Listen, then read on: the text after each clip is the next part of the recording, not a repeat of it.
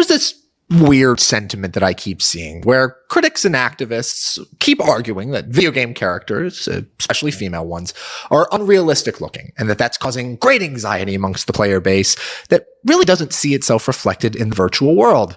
As one example of this, Dove, yes, the Dove that makes soap, don't ask me why, released a video claiming that they were going to take a stand against overly sexualized and unrealistic women in video games. The video begins with a female warrior fighting a massive monster. She's fit, she's powerful, she's the picture of good health. But it's all a lie. It's revealed that the entire scene is just a set. And when the warrior goes back to her dressing room to remove her armor, we learn that she's morbidly obese, actually, and that her costume was hiding her true, beautiful body.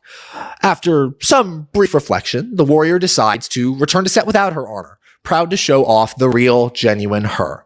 The video ends with a real picture of a, frankly, incredibly unhealthy-looking woman with the tagline, "Let's make virtual beauty real." The implication here that, obesity and a general lack of care for one's appearance is beautiful, that's nothing new, of course, for the radical left. The left thrives on that, getting people to stop caring about putting effort into themselves. But it's the other part of this video that I find far more frustrating. Because the video claims that 74% of girls feel underrepresented in video games. The implication being that the reason they feel so underrepresented is because there aren't a bunch of overweight female characters in the games, like making Lara Croft or Princess Peach fat is really going to draw in those crowds. There's a bunch of reasons why female gamers aren't as common as male gamers. Check out the episode of Playing Politics from a few weeks ago for more on that one. But I can guarantee you that the weight of the heroines is not one of those reasons. And I can prove it because the inverse isn't true. Where are all the fat male characters that are hooking men into playing video games? Is Mario truly the only character that reflects the average male gamer? It's an outrage. More than a third of American men are overweight, so Master Chief better start packing on the pounds in the name of representation. Or maybe people can recognize that the protagonists in the fantastical worlds of gaming probably don't resemble real people and shouldn't in the name of preserving that fantasy. Like, look, I'm not mad that I don't look like Kratos. I'm going to the gym, I swear. But I'm probably a fair bit away from being as jacked as the god of war is. But on top of being more leftist BS about grievance politics, a la this obsession that we're seeing with race and gender, there's a more insidious situation here with Dove's push for more realistic characters. That is the emphasis that characters in fiction must reflect real people. Here, that's code for unhealthy obesity.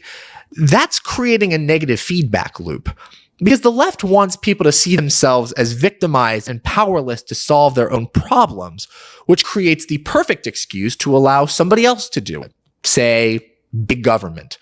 How better to reinforce poor health decisions and mediocrity than depicting the heroes in our favorite games as slovenly, unkempt, fat, lazy, and as having given up on achieving more? Humans tell stories to pass along a moral or a lesson, and generally the characters in those stories are meant to serve as models for positive behavior to emulate.